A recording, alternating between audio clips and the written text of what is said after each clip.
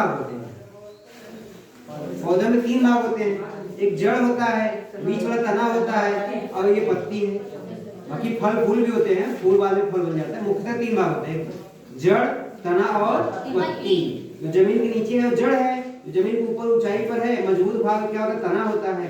उसके बाद किनारे किनारे चौड़ी चौड़ी हरी हरी क्या है, पत्तियां हैं, ठीक है। बाकी उसमें फूल भी निकलता है, फूल बाद में फल बनता है। देखिए फूल है, बाद में इधर फल बन रहा है। तो पत्तियों का भाग समझ में आ गया। अब हम बात करते हैं जो पौधों का लैंगिक जनन की बात करें तो पौधों का जो पुष्प है, जिसे फूल कहते हैं या फ्लावर कहते हैं, क्या होता है, लैंगिक जनन में ही भाग लेता है, ठीक है। हम पुष्प के भाग जानेंगे, पुष्प में कितने भाग होते हैं।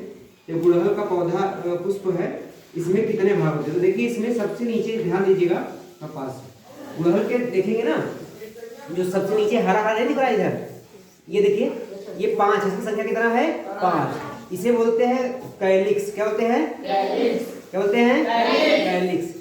ये अंग्रेजी में, हिंदी में इसको बोलते हैं वाह्यदल। क्या बोलते हैं, क्या बोलते हैं, गुड़हल में 5 होता है। कितना होता है, 5। और उसके बाद जो दूसरे नंबर रेड रेड कलर का दिख रहा है, इसे बोलते हैं कोरोला। क्या बोलते हैं, कोरोला। हिंदी में इसे बोलते हैं दलपुंज। क्या बोलते हैं, दलपुंज। इसकी भी संख्या 5 है। देखिए 1 2 3 4 5 फिक्स है, ये सब में 5 ही रहेगा, इसलिए 2-3 फूल आए तो आपको ज्यादा क्लियर होता है। इस सब में 5 ही रहेगा, ठीक है। उसके बाद अब 2 भाग हो गया। अब तीसरा भाग बताए थे स्त्री केसर और पुंकेसर, याद है नहीं? तो जो स्त्री केसर और पुंकेसर जो होता है, इसमें देखिए जो ऊपर इधर छोटे छोटे नहीं ढेर सारे दिख रहे हैं, ये पुंकेसर है। क्या है, पुंकेसर। और इसकी जो सीधे पाइप जैसी संरचना है, वो सीधे जो पाइप यहाँ से यहाँ तक गई है ना, इसको बोलते हैं स्त्री केसर। क्या बोलते हैं, स्त्री केसर। तो स्त्री केसर कई भाग, जो यहाँ नीचे फूला हुआ भाग रहेगा ना, इसको बोलते हैं अंडाशय। क्या बोलते हैं, अंडाशय। अभी काट के हम आपको निकाल दिखाएंगे। अंडाशय जैसा छोटे छोटे एकदम दानेदार संरचना होता है, जिसे बोलते हैं बीजांड। क्या बोलते हैं, बीजांड। बीजांड में बीज रहते हैं, बीज वही बाद में क्या बनाता है, फल का बीज बना देता है। ये जो मतलब अंडाशय है, अंडाशय विकसित होगा तो उससे क्या बनता है, फल। क्या बनता है, फल। अब अंडाशय के अंदर बीजांड होते हैं, बीजांड बनाता है बीज। क्या बनाता है, बीज। इसीलिए फल के अंदर क्या होता है, बीज होता है। समझ गए नहीं? जो पूरा यहाँ गोला दिखेगा वो अंडाशय है, वही विकसित होगा क्या बन जाएगा, फल। आप देखिए कोई फूल निकलता है, बाद में वही फल बनता है, फूल अपने आप गिर जाता है।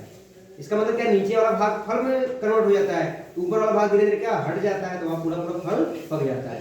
और अंडाशय के अंदर बीजांड होता है, बीजांड से बन जाता है बीज। समझ गए?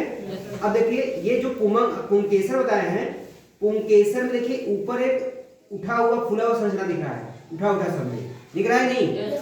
तो इसको बोलते हैं पुमंग। क्या बोलते हैं, पुमंग। समझ गए?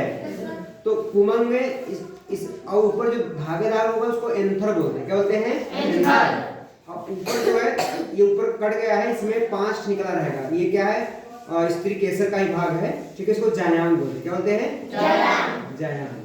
तो समझ गए? जैसे अब देखिए जनन इसमें कैसे होता है, ये नर युग्मक है। क्या है, और यहाँ जो ऊपर होता है जिसमें कट गया हो, मादा युग्मक होता है। क्या होता है, मादा युग्मक। तो ये उड़ के यहाँ इसमें जाएगा, नर युग्मक उड़ के जाएगा मादा युग्मक पर, तब इसमें जब मिल जाएगा उसको बोलते हैं संलयन। क्या बोलते हैं, या उसको परागण बोलते हैं। क्या बोलते हैं, परागण हो जाएगा तो यहाँ बन की पाइप, ये पाइप है, पाइप से यहाँ जाएगा बीजांड में। क्या जाएगा, बीजांड। तो यहीं से बनेगा फल, बनेगा और बीज बनेगा। समझ गए? तो इसी बोलते हैं लैंगिक जनन, मतलब नर युग्मक का मादा युग्मक मिलना क्या कहलाता है, लैंगिक जनन। समझ में आ गया? बिल्कुल।